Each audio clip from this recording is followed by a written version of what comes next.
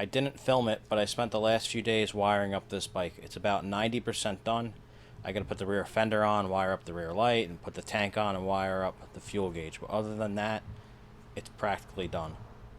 Running the Twin Tech ignition system as well as their harness, their pre-made one. It's a universal harness. And I'm running this Moto Gadget M Unit Blue. Once I get the rear fender on, I'll clean up these wires and we'll be done with that. For my speedometer and tach, as well as my indication lights, I'm running this Motoscope Mini as well as its holder.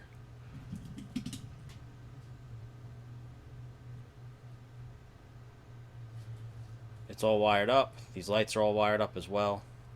Put it in neutral and show you.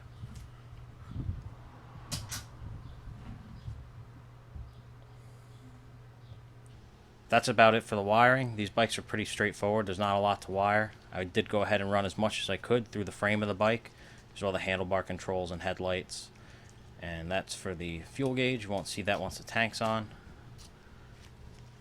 I ran this along the frame rail. That's where the factory line runs. This is for the compression releases, map sensor, and an ignition coil. Off camera, I use this laser to ensure that this transmission sprocket's perfectly aligned with the rear sprocket. It is. It's within a 1/16 of an inch, nearly perfect. So now I'm going to put the chain on so I can go ahead and get the primary on and the clutch and all that stuff.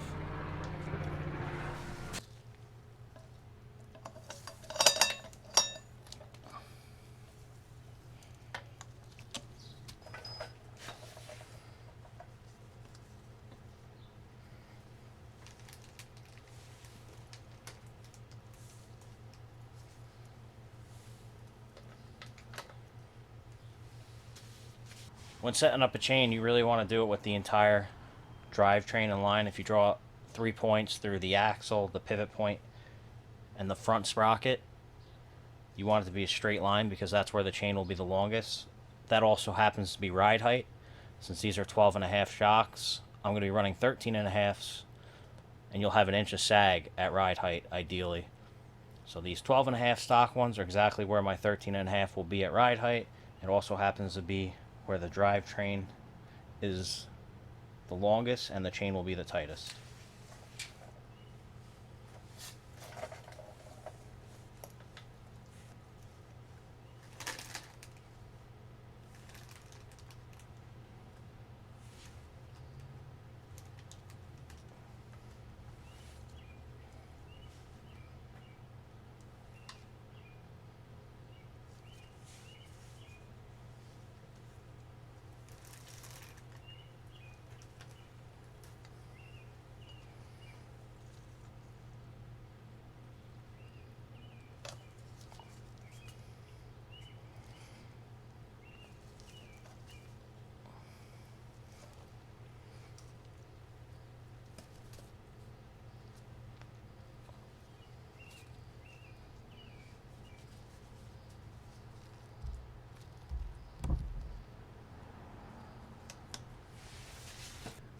I also have the axle as far forward as it will go.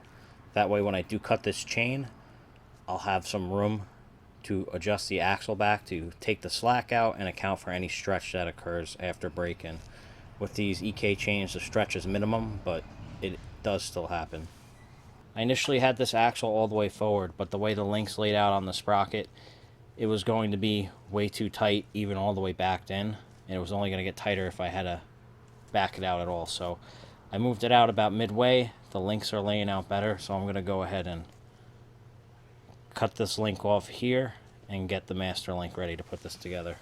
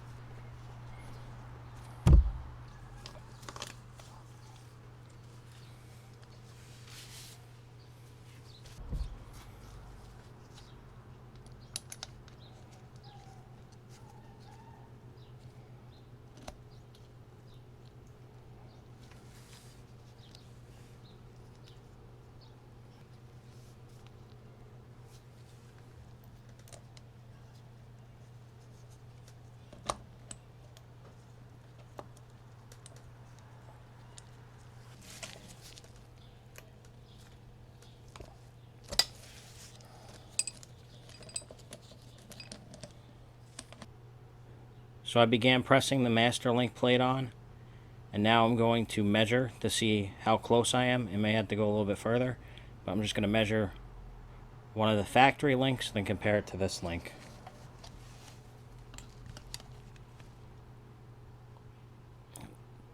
.8 millimeters, 23.05.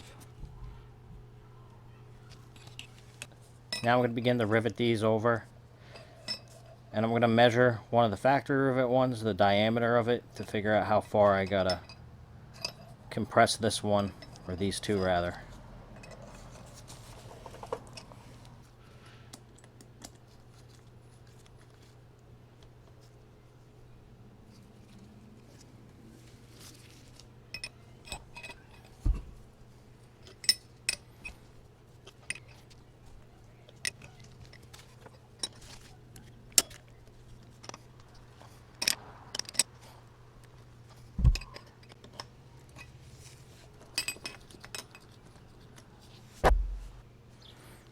Factory rivet measures 5.92. We're at 5.66 on this one, and 5.60 on this one. So we got to go further.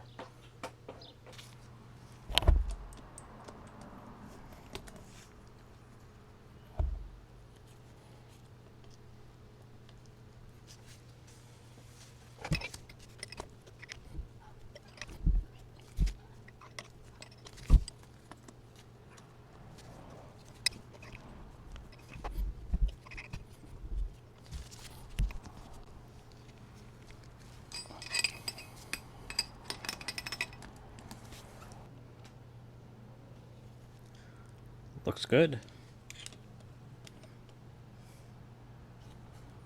Looks good.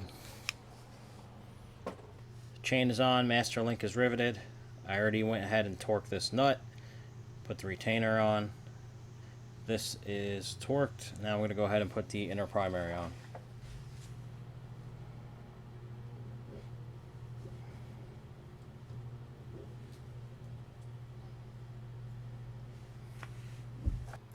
So this is the inner primary from a 2001 to 2006 touring bike. I drilled a hole and welded in a shift shaft, and I milled off the mount for the forward controls, and I also powder coated it. I'm going to be applying a little bit of silicone on the back side of these bolt holes as per the factory service manual. There's 3, 1, 2, 3 here, and 2 here. I already went ahead and installed the O-ring on the crankcase lip. The service manual calls for black RTV, but all I got is clear. Honestly, it should work just fine. It's going to be the last use I get out of this thing.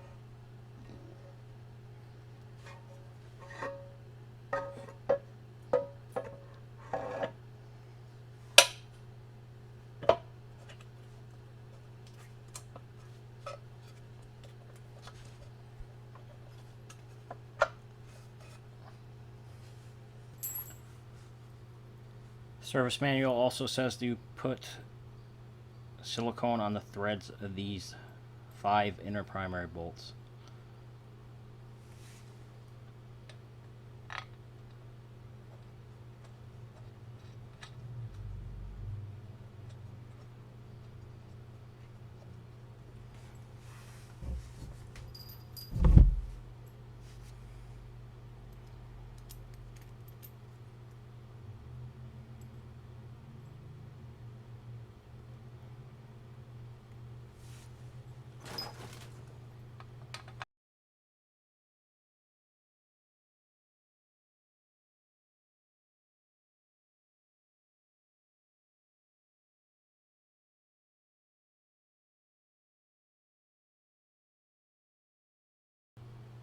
Like I mentioned, the service manual calls for black RTV, and that's because the black RTV is the oil resistant.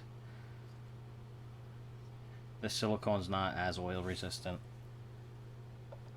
But come to think of it, any Harley I've ever taken apart has always had clear silicone behind it.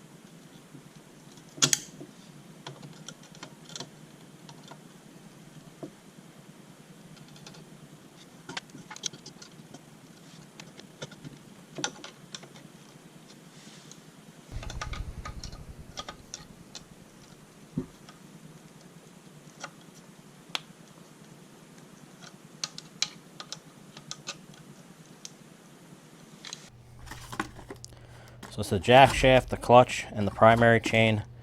This is Evolution Industries. It's made in the USA, and it's good for, I want to say, almost 200 horsepower. I forget. My bike will probably make 100, 110 at the most. And it is an 86 tooth ring gear, and this is a 10 tooth jackshaft, and that's going to help easier starting for this slightly higher compression motor.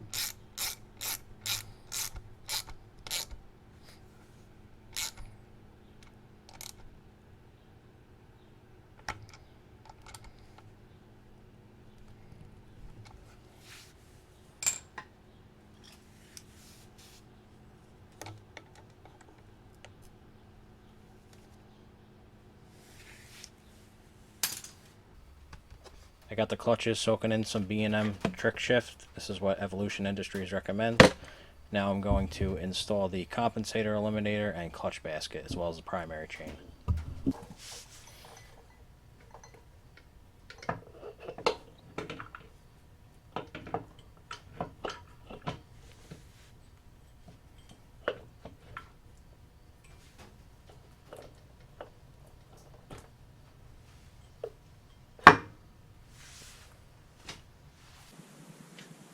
Service manual calls for high strength Loctite 262.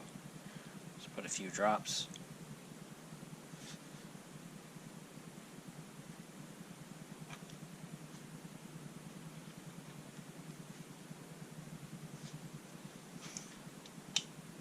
This is left hand thread.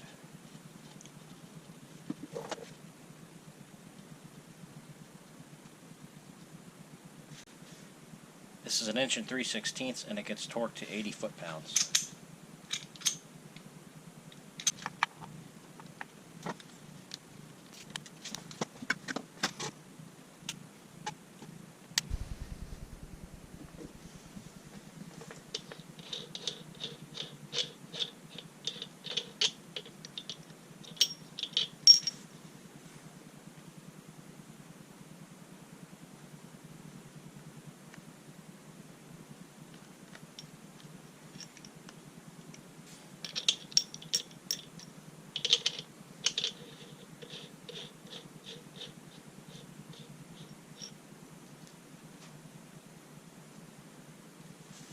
this main nut here gets torqued to 165 foot-pounds.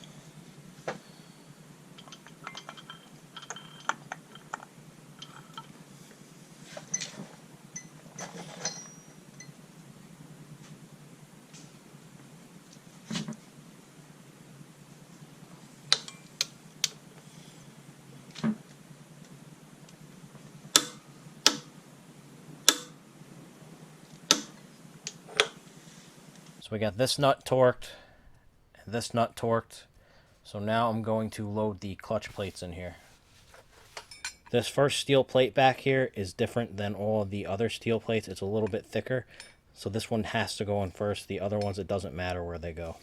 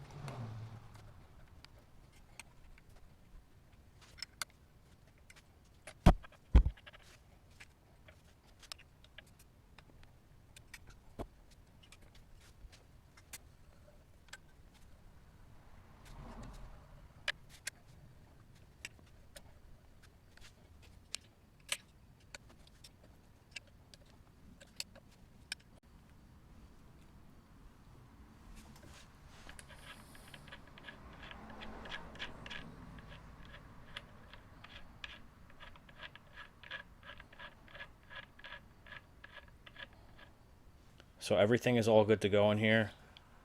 This nut's torqued, the main shaft nut's torqued. The clutch is loaded up with the plates. These are torqued. This is loose for now. I installed the primary chain tensioner. This is a spring-loaded Hayden M6. There's a lot of videos how to install these, so I didn't film it. Now I'm going to put the gasket on, install the primary cover, and add some fluid.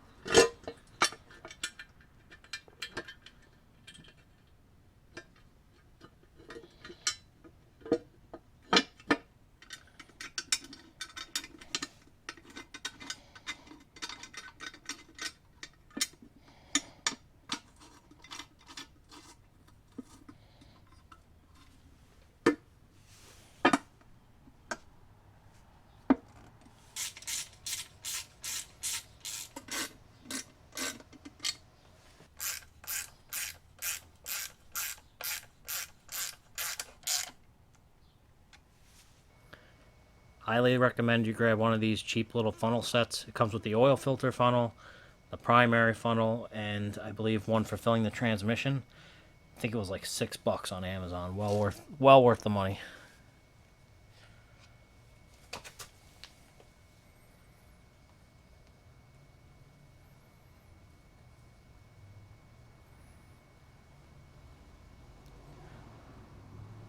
Service manual calls for 32 ounces, so just put a cord in there.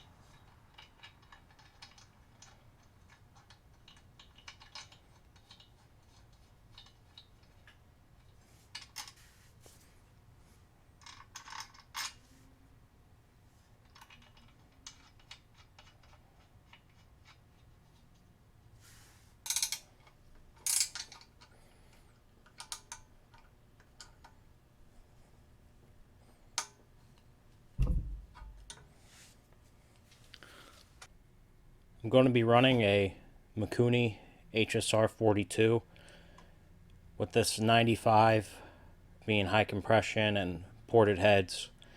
This is probably about the smallest carb you can run on it. I didn't want to step up to the 45 and have too big of a carb. I could always switch it out later if this ends up being too small.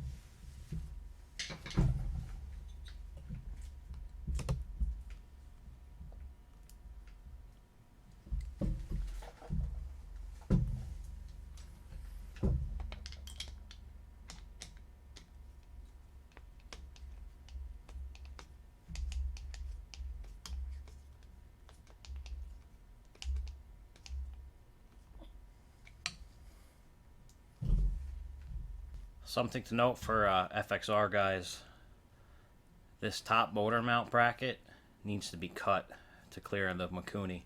I went ahead and put this on and test fit it before I repainted the frame, so I made this cut right here.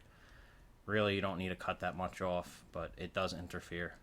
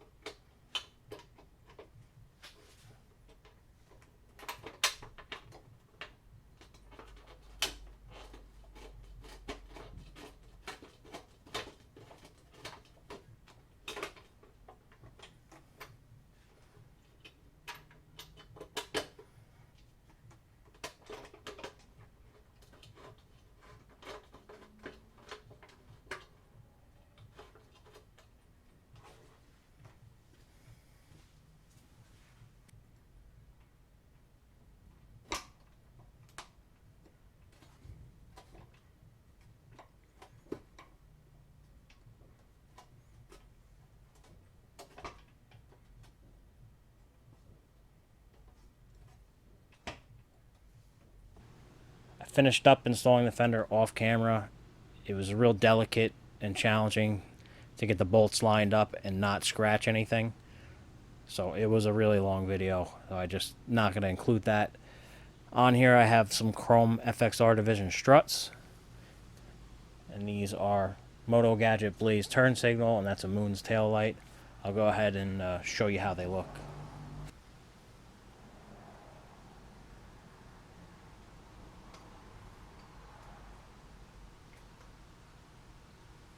That's it for this video.